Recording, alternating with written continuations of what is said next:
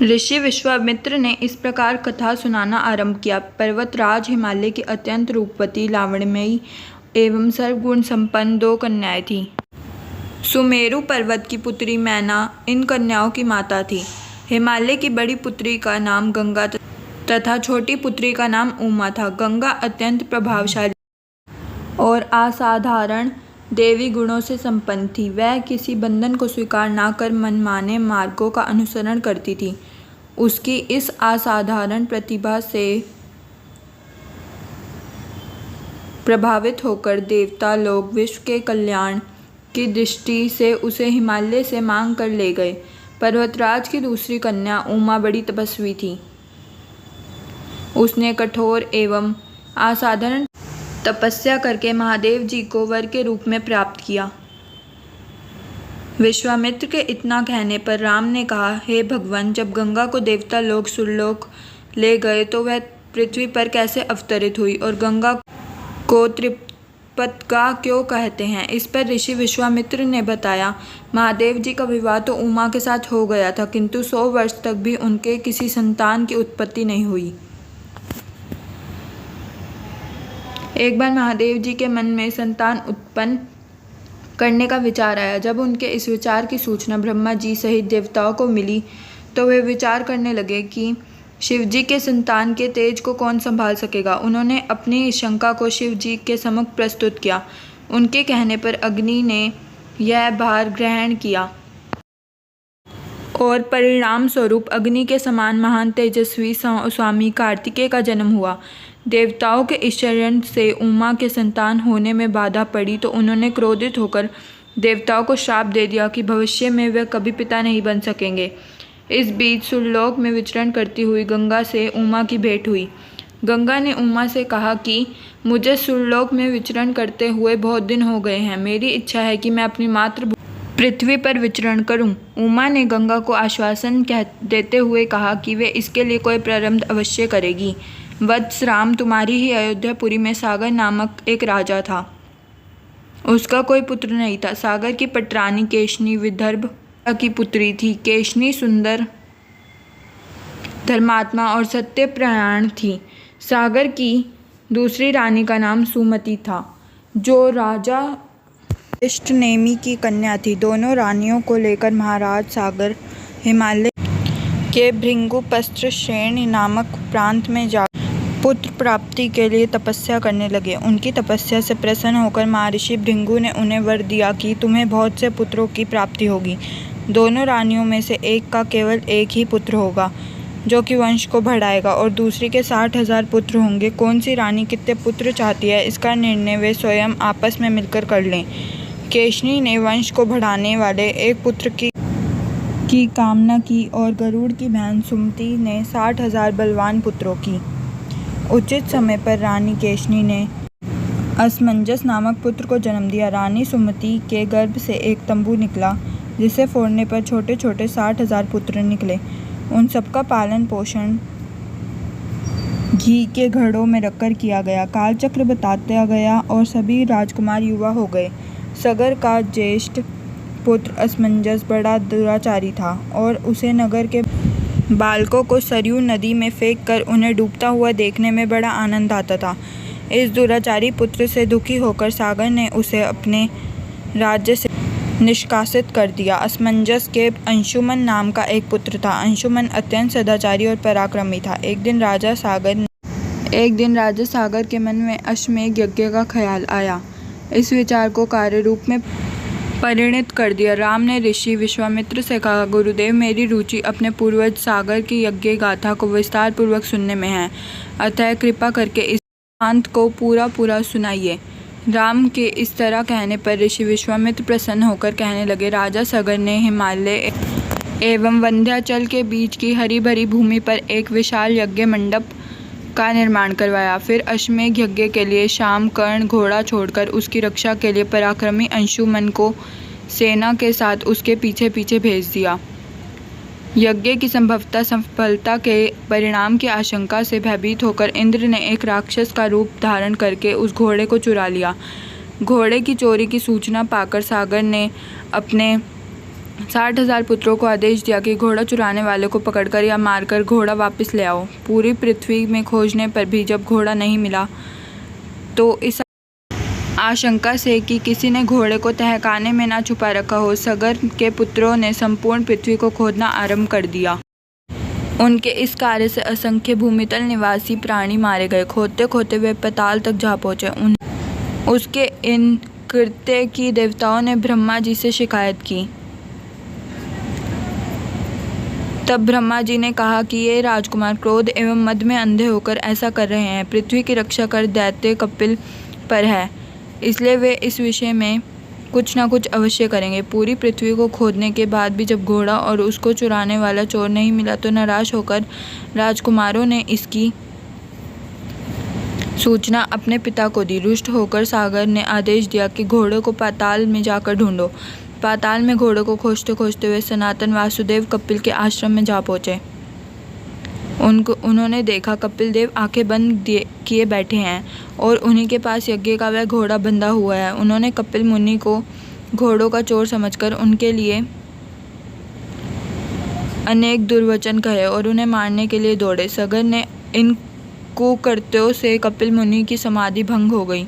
उन्होंने क्रोध होकर सागर के उन सभी पुत्रों को भस्म कर दिया। जब महाराज सागर को बहुत दिनों तक अपने पुत्रों की सूचना नहीं मिली तो उन्होंने अपने तेजस्वी पौत्र अंशुमन को अपने पुत्रों तथा घोड़ों का पता लगाने के लिए भेजा। अंशुमन पाताल की ओर चल पड़े, जिससे उसके चाचा मार्ग में जो भी पूजनीय ऋषि मुनि मिले उनका यथोचित सम्मान करके अपने लक्ष्य के विषय में पूछते हुए उस स्थान पर पहुंच गए जहां पर उसके चाचाओं की भस्मभूत शरीरों की राख पड़ी हुई थी और पास ही यज्ञ का घोड़ा चल रहा था। अपने चाचाओं से भस्मभूत शरीर को देखकर उसे अब बहुत दुख हुआ। उसने उनका तर्पण करने के लिए जलाशय की खोज की, किंतु उसे कहीं जलाशय दिखाई नहीं पड़ा। तभी उसकी दृष्टि अपने चाचाओं के मामा गरुड़ पर पड़ी। उन्हें सादर प्रणाम करके अंशुमन ने पूछा कि बाबा जी, मैं इनका तर्पण करना चाहता हूँ। पास में यदि कोई सरोवर हो तो कृपा करके उसका पता बताइए। यदि आप इनकी मृत्यु के विषय में कुछ जानते हैं तो वह भी मुझे बताने की कृपा करें। गरुड़ जी ने बताया कि किस प्रकार उसके चाचाओं ने कपिल मुनि के साथ उद्दीर्ण व्यवहार किया था, जिसके कारण कपिल मुनि ने उन सबको भस्म कर दिया। इसके पश्चात गरुड़ जी ने अंशुमन से कहा कि भस्म ये सब अलौकिक शक्ति वाले दिव्य पुरुष के द्वारा भस्म किए गए हैं, अतः लौकिक जल से तर्पण करने से इनका उद्धार नहीं होगा। केवल हिमालय की ज्येष्ठ पुत्री गंगा के जल से ही तर्पण करने पर इनका उद्धार संभव है। अब तुम घोड़ों को लेकर वापस चले जाओ, जिससे कि तुम्हारी पितामह का यज्ञ पूर्ण हो सके। गरुड़ जी की आज्ञा अनुसार अंशुमन वापस अयोध्या पहुंचे और अपने पितामह को सारा वृत्तांत सुनाया। महाराजा सगर ने दुखी होकर मन से यज्ञ पूरा किया। वे अपने पुत्रों के उद्धार करने के लिए गंगा को पृथ्वी पर लाना चाहते थे, पर ऐसा करने के लिए उन्हें कोई भी युक्ति ना सूझी। थोड़ा रुककर ऋषि विश्वामित्र ने कहा, महाराज सागर के देहांत के पश्चात अंशुमन बड़ा न्यायप्रियता के साथ शासन करने लगे। अंशुमन के परम प्रतापी पुत्र दिलीप हुए। दिलीप के वयस्क हो जाने पर अंशुमन दिलीप को राज्य का भार सौंपकर हिमालय की कंत्रारियों में जाकर गंगा को प्रसन्न करने के लिए तपस्या करने लगे, किंतु उन्हें सफलता प्राप्त नहीं हुई और उनका स्वर्गवास हो गया। इधर जब राजा दिलीप का धर्मनिष्ठ पुत्र भागीरथ बड़ा हुआ तो उस पर राज्य का भार सौंपकर दिलीप भी गंगा को पृथ्वी पर लाने के लिए तपस्या करने चले गए, पर उन्हें भी मनोवांछित फल नहीं मिला।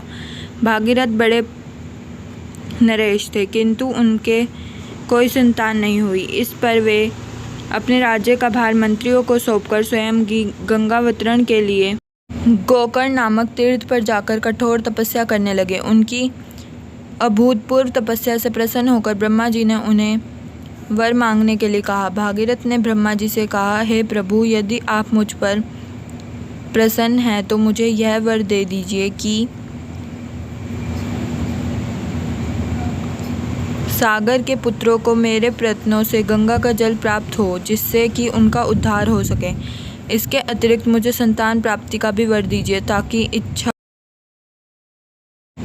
इक्ष्वाकु वंश नष्ट न हो। ब्रह्मा जी ने कहा कि संतान का तेरा मनोरथ शीघ्र ही पूर्ण होगा, किंतु तुम्हारी मांगे गए प्रथम वरदान को देने में कठिनाई यह है कि जब गंगा जी वेग के साथ पृथ्वी पर अवतरित होंगी तो उनके वेग को पृथ्वी संभाल नहीं सकेगी। गंगा जी के वेग को संभालने की क्षमता महादेव जी के अतिरिक्त किसी में नहीं है। इसके लिए तुम्हें महादेव जी को प्रसन्न करना होगा। इतना कहकर ब्रह्मा जी अपने लोक को चले गए। भागीरथ ने साहस नहीं छोड़ा। वह 1 वर्ष तक पैर के अंगूठे के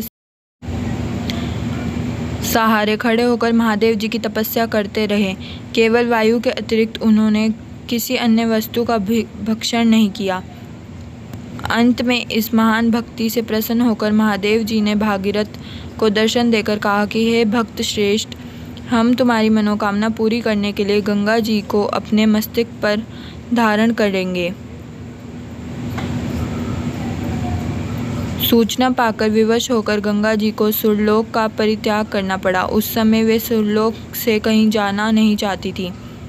इसलिए वे यह विचार करके कि मैं अपने प्रचंड वेग से शिवजी को बहाकर पाताल लोक ले जाऊंगी, ये भयानक वेग से शिवजी के सर पर अवतरित हुई। गंगा के इस वेगपूर्ण अवतरण से उनका अहंकार शिवजी से छुपा ना रहा। महादेव जी ने गंगा के वेगवती धाराओं को अपने जटाजूट में उलझा लिया। गंगा जी अपने समस्त प्रयत्नों के बाद भी महादेव जी के जटाओं से बाहर ना निकल सकी। गंगा जी को इस प्रकार शिव जी की जटाओं में विलीन होते देख भागीरथ ने फिर शंकर जी की तपस्या की। भागीरथ की इस तपस्या से प्रसन्न होकर भगवान शंकर जी ने गंगा को हिमालय पर्वत पर स्थित बिंदुसार में छोड़ा। छूटते ही गंगा जी 7 धाराओं में बट गई। गंगा जी की 3 धाराएं पावनी और नलिनी पूर्व की ओर प्रवाहित हुई। सीता और संधु नाम की 3 धाराएं पश्चिम की ओर बही और 7वीं धारा महाराज भागीरथ के पीछे पीछे चली। जिधर जिधर भागीरथ जाते थे उधर उधर ही गंगा जी जाती थी। स्थान स्थान पर देश, यक्ष, किन्नर, ऋषि मुनि आदि उनके स्वागत के लिए एकत्रित हो रहे थे। जो भी उस जल का स्पर्श करता था भाव बाधाओं से मुक्त हो जाता था। चलते चलते गंगा जी उस स्थान पर पहुंची जहाँ ऋषि